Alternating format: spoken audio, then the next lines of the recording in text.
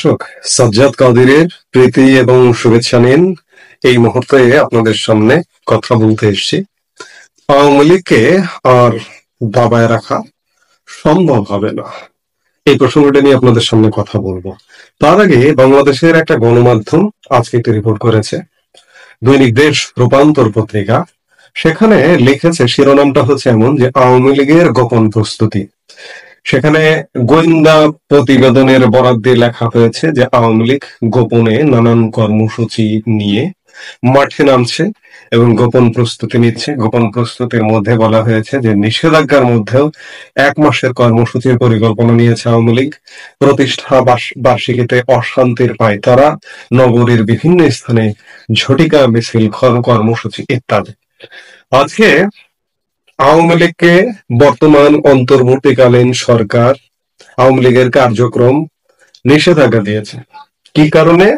এই যে আন্তর্জাতিক অপরাধ ট্রাইব্যুনাল নামে একটি ট্রাইব্যুনালে আওয়ামী লীগ জুলাই অগাস্টে আওয়ামী লীগ নাকি হত্যাযজ্ঞ চালিয়েছে, তার জন্য বিচার, এবং এই বিচারটি বাস্তবায়ন না হওয়া পর্যন্ত আওয়ামী লীগের কার্যক্রম নিষিদ্ধ, এমন আদেশ জারি করেছে বর্তমান অন্তর্বর্তীকালীন সরকার। কে কাকে আসলে নিষিদ্ধ করে? আজকে এই যে আন্তর্জাতিক যে অপরাধ ট্রাইব্যুনালটি, এই ট্রাইব্যুনালটির জন্ম সৃষ্টি হয়েছিল ১৯৭১ সালে মানবতা বিরোধী অপরাধীদের শাস্তি নিশ্চিত করবার জন্য। বিগত আওয়ামী লীগ সরকারের সময় এই ট্রাইব্যুনালে মানবতা বিরোধী অপরাধীদের শাস্তি নিশ্চিত করা হয়েছে। শীর্ষ যুদ্ধাপরাধী ৭১-এর অনেকের ফাঁসিতে ঝুলিয়ে দেওয়া হয়েছে। তারই প্রতিশোধ হিসেবে, এগুলো আমি অনেকবার বলেছি, আবারও বলছি, প্রতিশোধ হিসেবে আজকে সুযোগ পেয়ে আওয়ামী লীগকে ষড়যন্ত্রমূলক ভাবে বিতাড়ন করে আজকে কর্মসূচি নেওয়া হয়েছে সেই যুদ্ধাপরাধীদের পক্ষ থেকে, যে আজকে আমরা সুযোগ পেয়েছি, আজকে চান্স পেয়েছি, আজকে আওয়ামী লীগকে এই ট্রাইব্যুনালেই ফাঁসিতে ঝুলাবো, এই ট্রাইব্যুনালেই জবাই করব। কি হাস্যকর! আজকে ধরুন আমরা যারা রাজনীতি করি না, তাদের কথা এটি যে আপনি আওয়ামী লীগের থেকে ভালো শাসন দিন, তাহলে আমরা আওয়ামী লীগের বিরুদ্ধে কথা বলবো। আজকে ১০ মাস ১১ মাসে আওয়ামী লীগের থেকে কি ভালো শাসন দিয়েছেন যে অন্তর্বর্তীকালীন সরকারটি দায়িত্বে আছেন তারা, কিংবা এই সরকারের পৃষ্ঠপোষক যারা জামাত জঙ্গি জোট? দেননি। আজকে দেশের মানুষের জীবনকে অনিশ্চয়তায় ভরিয়ে দিয়েছেন। আজকে যে এই যে সরকারটি, এই সরকারটির যে বৈধতা কোনো প্রেক্ষাপটেই নেই। একটি অবৈধ সরকার একটি রাজনৈতিক দলকে নিষিদ্ধ করবার সাহস পায় কিভাবে? এটি সবচেয়ে বড় প্রশ্ন। বিগত সময় আওয়ামী লীগ সরকারের কথাই যদি বলি, আওয়ামী লীগ সরকার এক জামাতকে নিষিদ্ধ করতে ১,০০,০০০ বার মনে হয় ভেবেছে। তাদের কর্মকালীন সময়ে, তাদের ক্ষমতাকালীন সময়ে ১,০০,০০০ বার ভেবে, তাও শেষ পর্যায়ে এসে আওয়ামী লীগের পতনের ৩ দিন আগে জামাতকে নিষিদ্ধ করেছে। তাও আবার কিছু উগ্রপন্থীর পরামর্শে। আওয়ামী লীগের সাথে আমি বলবো জোটে, আওয়ামী লীগ ১৪ দলীয় জোটে কিছু উগ্রপন্থী বামপন্থী রাজনৈতিক দল আছে, তাদের পরামর্শে জামাতকে নিষিদ্ধ করেছে। যাই হোক, নিষিদ্ধ করেছে জামাত, সেটি একটা ভিন্ন প্রেক্ষাপটের রাজনৈতিক দল, কারণ বাংলাদেশের স্বাধীনতা, মুক্তিযুদ্ধ মানে না এটা এখানে ভনিতার কিছু নেই, এখানে অ্যাক্টিংয়ের কিছু নেই, অভিনয়ের কিছু নেই।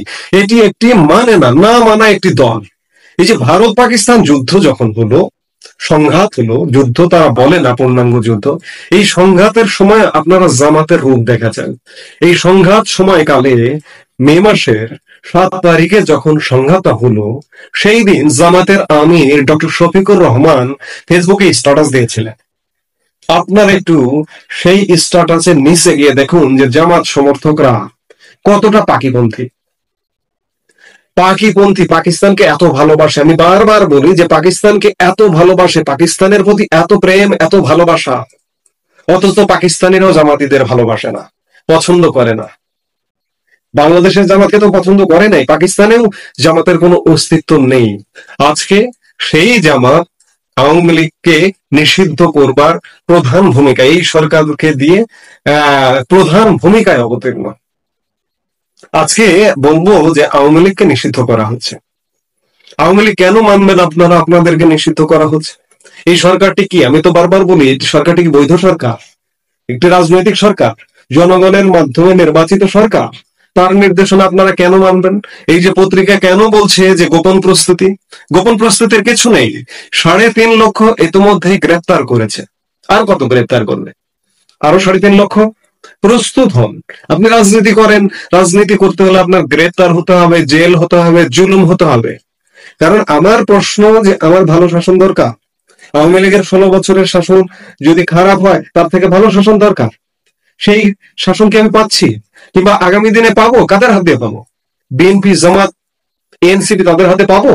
কোনো সম্ভাবনা নেই। তাহলে আওয়ামী লীগ কি দোষ করলো? আওয়ামী লীগ তো কোনো দোষ করেনি। এই যে আওয়ামী লীগের যে মিথ্যা বিচারটা করা হচ্ছে, আওয়ামী লীগের আসলে কোনো অপরাধ নেই। আমি একজন সাধারণ মানুষ হিসেবে, সাধারণ নাগরিক হিসেবে বলতে পারি যে জুলাই আগস্টে অন্ততপক্ষে এই হত্যার নামে যে বিচারের নামে যে প্রহসনটা করা হচ্ছে, সরকার, আওয়ামী লীগ ছিল সরকারে, আওয়ামী লীগের দায়িত্ব ছিল রাষ্ট্রের জানমালের নিরাপত্তা দিতে। যাই, এই জানমালের নিরাপত্তা তো আওয়ামী লীগ দিয়েছে। কিন্তু এই যে আজকে যারা বিচার করছে, মেট্রো রেল কারা পুড়িয়েছে? জুলাই আগস্টের আন্দোলনকারীরা। বিটিভি ভবন কারা পুড়িয়েছে? জুলাই আগস্টের আন্দোলনকারীরা। সরকারি বিভিন্ন স্থাপনা কারা পুড়িয়েছে? মানুষকে কারা মেরেছে? যে অস্ত্র পুলিশের হাতে থাকে না, সেই অস্ত্র দিয়ে কারা মেরেছে? পুলিশকে কারা মেরেছে? আজকে বিচার হওয়া উচিত কার, কাদের? অথচ বিচারটা উল্টো হচ্ছে, এবং প্রহসনের বিচার।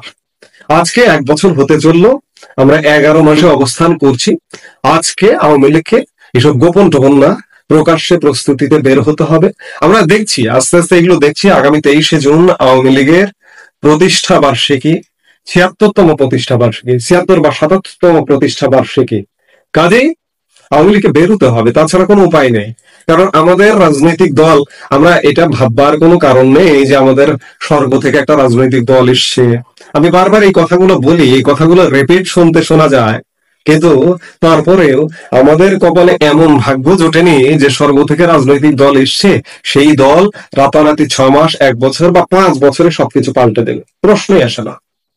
অন্যান্যরা যেহেতু দুর্বৃত্ত, আওয়ামী লীগও যদি দুর্বৃত্ত তার মধ্যে থেকে থাকে, আমি বলবো, আমরা বলবো দুর্বৃত্তটাকে একটু দূরে রেখে অন্যদের থেকে ব্যতিক্রম হতে হবে আওয়ামী লীগকে। আজকে আওয়ামী লীগ জনপ্রিয়, বিভিন্ন সার্ভে, বিভিন্ন রিপোর্টে আজকে জনপ্রিয় হিসেবে দেখছি কেন? এই মুহূর্তে মাঠে কার্যরত আছে বিএনপি, জামাত, এনসিপি, তাদের দুর্বৃত্তপনা মানুষ দেখছে। আওয়ামী লীগ সেই অর্থে কার্যক্রমে নেই বিধায় আওয়ামী লীগ জনপ্রিয়। কিন্তু আওয়ামী লীগ যদি আবার দুর্বৃত্তপনা কার্যক্রম নিয়ে হাজির হয়, সেটা আওয়ামী লীগের জন্য খারাপ হবে।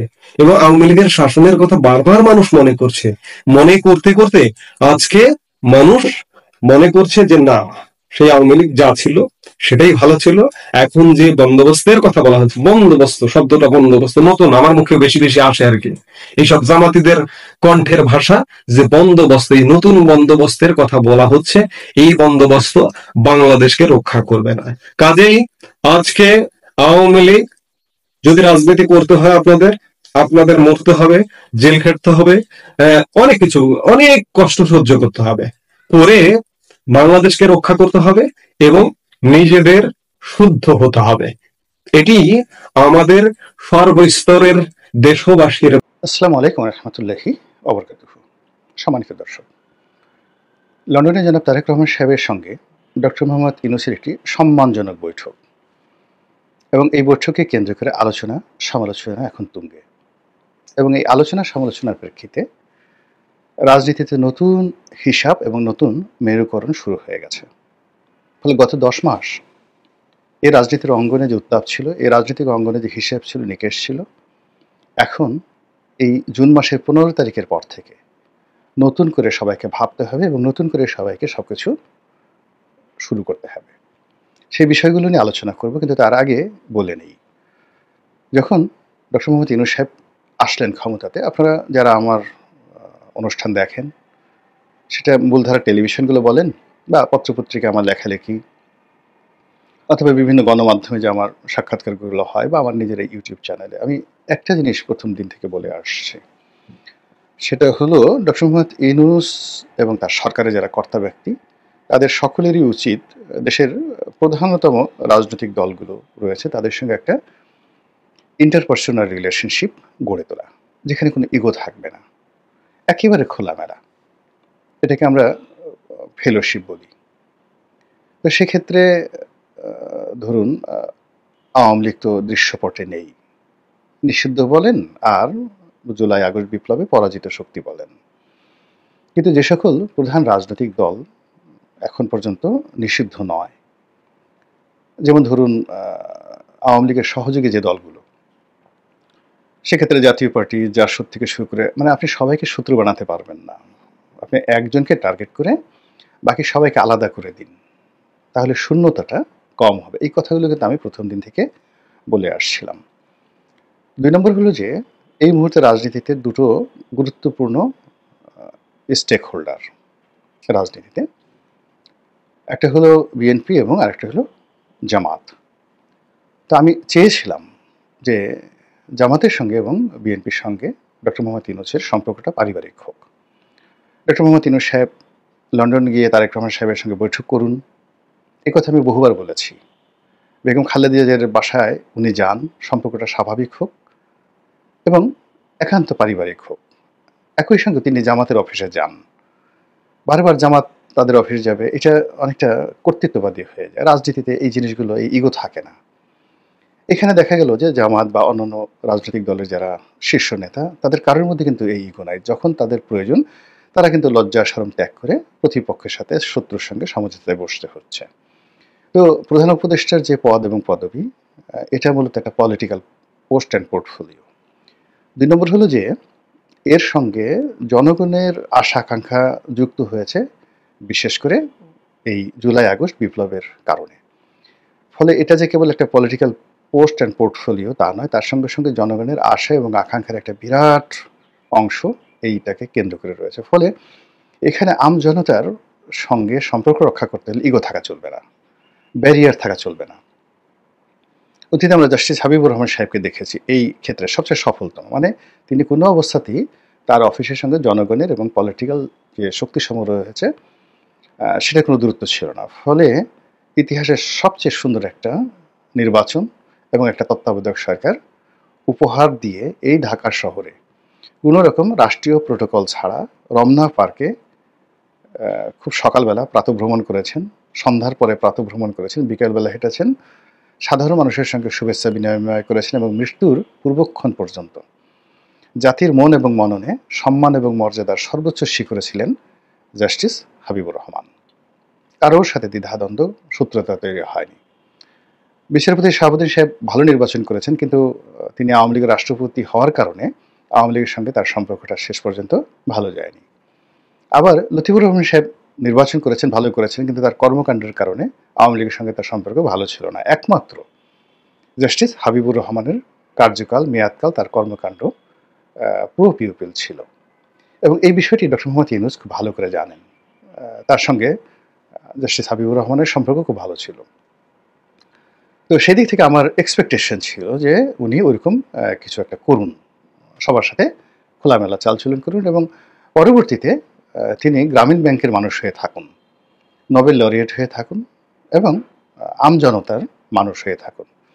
তো এই এক্সপেকটেশন থেকে কথাগুলো আমি বলেছিলাম এবং যখন আমি দেখলাম যে বিপরীতে সব কিছু হচ্ছে, সঙ্গত কারণেই সমালোচনা মুখর হয়েছি একেবারে সেই আগস্টের 10 তারিখ থেকে। আমার যারা ঘনিষ্ঠজন ছিলেন তারা প্রথম দিন থেকে আমাকে অনেকে নিষেধ করেছেন, অনেকে বলেছেন, যারা আমাকে পছন্দ করেন না তারা গালাগাল করেছেন, ভীষণ রকমভাবে আমাকে একজন আনপ্রেডিক্টেবল মানুষ হিসাবে বর্ণনা করার চেষ্টা করেছেন, কিন্তু তারপরে আমি আমার যে সমালোচনা সেটার ধারাবাহিকতা বজায় রেখেছি এবং এখন পর্যন্ত আমি সেটার উপরে আছি।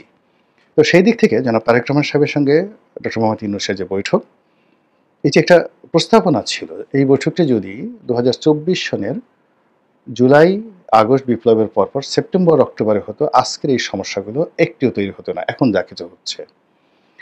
এবং নির্বাচনটি যদি ফেব্রুয়ারি মাসে হতো, তাহলে আজকে যে বিষয়গুলো নিয়ে বিতর্ক হচ্ছে এবং যে অনিশ্চয়তা দেখা দিয়েছে তার একটিও হতো না এবং ডক্টর মোহাম্মদ ইউনূস সকলের মাথার মুকুট হয়ে তিনি থাকতে পারতেন। কিন্তু এখন ঠিক সেম কাজটাই তিনি করলেন, কিন্তু বহু বছর পরে। ফলে কি হলো, তিনি নতুন বন্ধু হিসেবে বিএনপিকে কাছে নিলেন বটে, কিন্তু মধ্যে একটা সরল রেখা রয়ে গেছে, একটা সামন্তরাল রেখা রয়ে গেছে।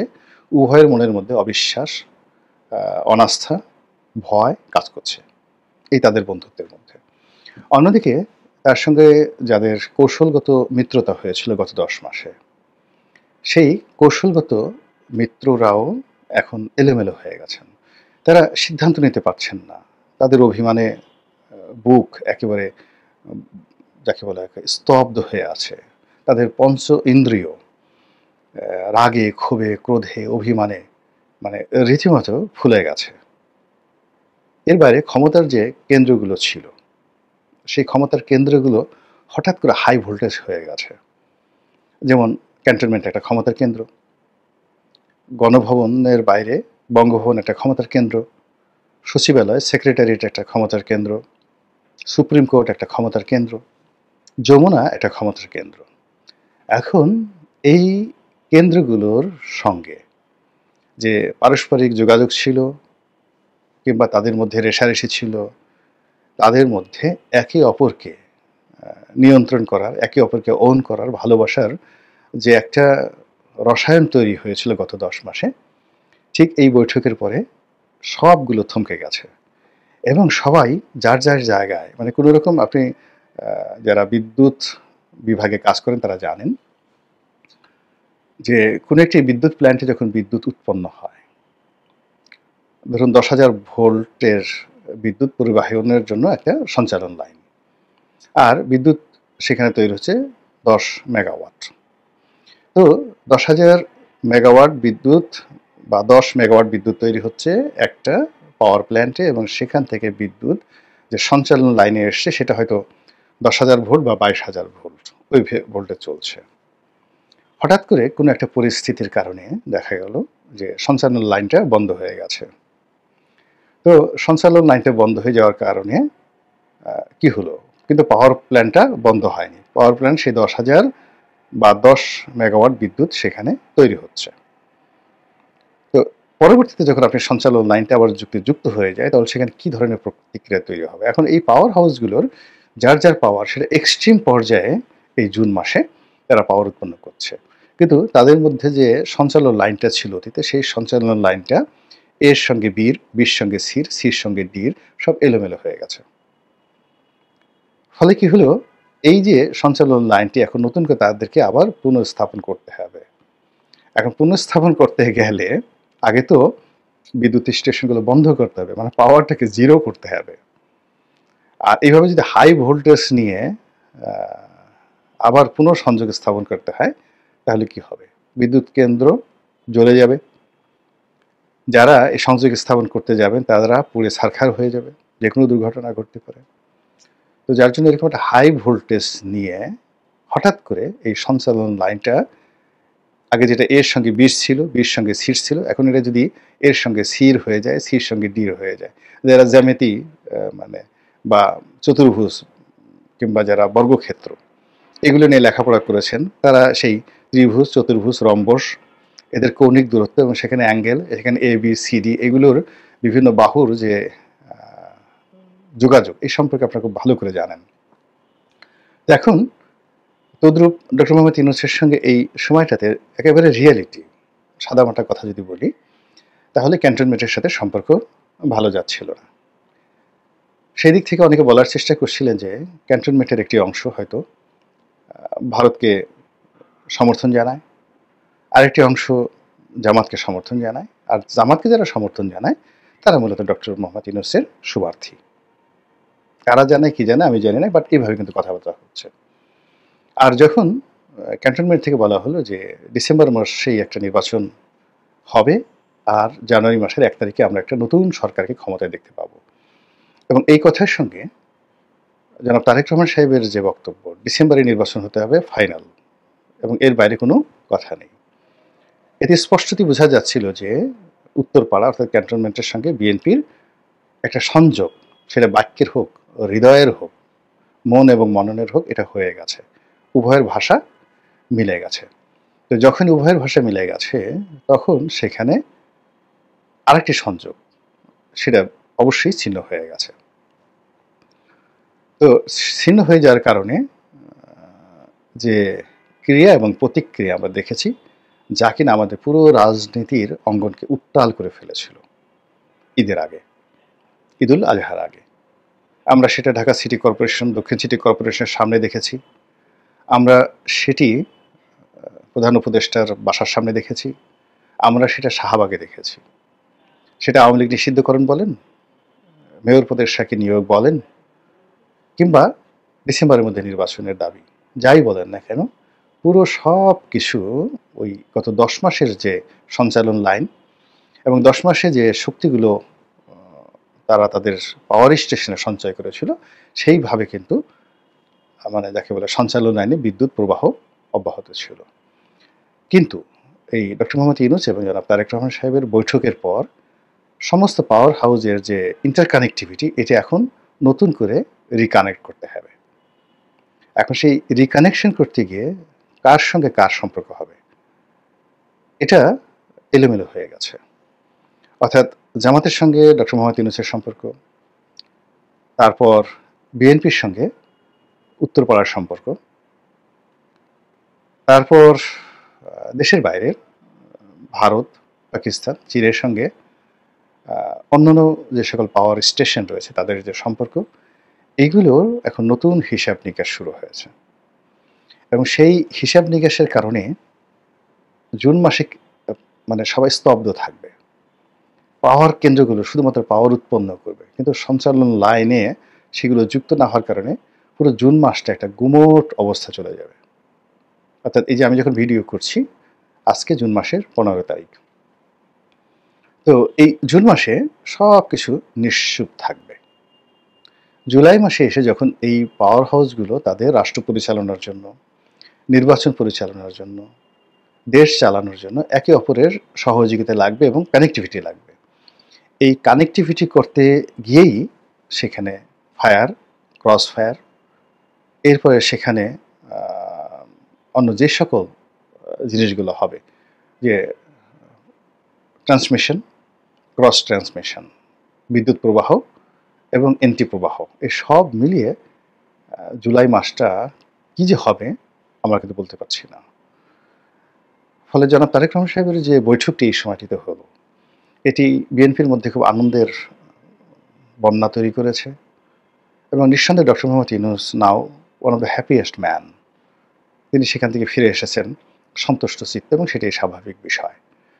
কিন্তু যেহেতু তার দীর্ঘদিনের বন্ধু, গত 10 মাসের বন্ধু যারা আছেন, তারা বিএনপির তুলনায় ছোট, অগুরুত্বপূর্ণ, কিন্তু তারা যে ক্ষমতার যে সঞ্চালন লাইন, সেই সঞ্চালন লাইনে তারা ডক্টর মোহাম্মদ ইউনূসকে সচল রেখেছেন।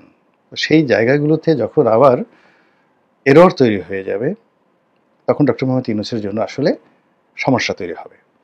আবার অন্যদিকে বিএনপি গত 10 মাসে যে সকল কথা বলেছে, রাতারাতি সেখানে 180 ডিগ্রি অ্যাঙ্গেলে গিয়ে তাকে জামাতের ভাষায়, জামাত যেভাবে গত 10 মাসে বা এনসিপি গত 10 মাসে যেভাবে ডক্টর মোহাম্মদ ইউনূসের প্রতিটি কাজকে সমর্থন করেছে এবং তার কাজকে এগিয়ে নেওয়ার জন্য তারা যেভাবে লজিস্টিক সাপোর্ট দিয়েছে, সেই সাপোর্টটা যদি এখন বিএনপিকে দিতে হয়, তাহলে বিএনপির যথেষ্ট সমস্যার সৃষ্টি হবে। পাবলিক ইমেজ ক্ষুণ্ণ হবে, বদনাম হবে, দুর্নাম হবে এবং আরও অপ্রত্যাশিত অনেক তাদের যে পাওয়ারের সাথে যে কানেক্টিভিটি, সেই কানেক্টিভিটি নষ্ট হয়ে যাবে। আর এসব কিছু যখন হবে, তখন সঙ্গতের কারণে যারা পরাজিত হয়েছে তারা দূরে থাকলে খুশি হবে, সুযোগ থাকলে কাছে আসবে, আর যদি আরও সুযোগ থাকে তাহলে তারা ইন্টারভেইন এটা করার জন্য সর্বশেষ চেষ্টা করবে। ফলে কি হলো, এই যে ক্ষণিকের আনন্দ, জনাব তারেক রহমান সাহেব এবং জনাব ডক্টর মোহাম্মদ ইউনূস সাহেবের যে শীর্ষ বৈঠক, এই ক্ষণিকের আনন্দকে যদি স্থায়ী করতে হয়, তাহলে এই দুই নেতাকে অবশ্যই তাদের যারা বন্ধু রয়েছেন, সেই বন্ধুদের সঙ্গে পারস্পরিক সংযোগটা তৈরি করে দিতে হবে। ডক্টর মোহাম্মদ ইউনূসের বন্ধুদেরকে অবশ্যই বিএনপির বন্ধু বানাতে হবে, আর বিএনপির যারা বন্ধু রয়েছেন তাদেরকে অবশ্যই ডক্টর মোহাম্মদ ইউনূসের বন্ধু যারা আছেন তাদের বন্ধু বানিয়ে দিতে হবে। ছোট ছোট রাজনৈতিক দলগুলো যারা ডক্টর মোহাম্মদ ইউনূসকে প্রাণ দিয়ে ভালোবেসেছেন, আবার ছোট ছোট রাজনৈতিক দলগুলো যারা জনাব তারেক রহমান সাহেবকে দেহ দিয়ে, প্রাণ দিয়ে, মন দিয়ে ভালোবেসেছেন, তার কল্যাণের জন্য তারা জীবনকে বাজি রেখেছেন সেই জুলাই আগস্টের বিপ্লবের শুরু থেকে আজ অবধি।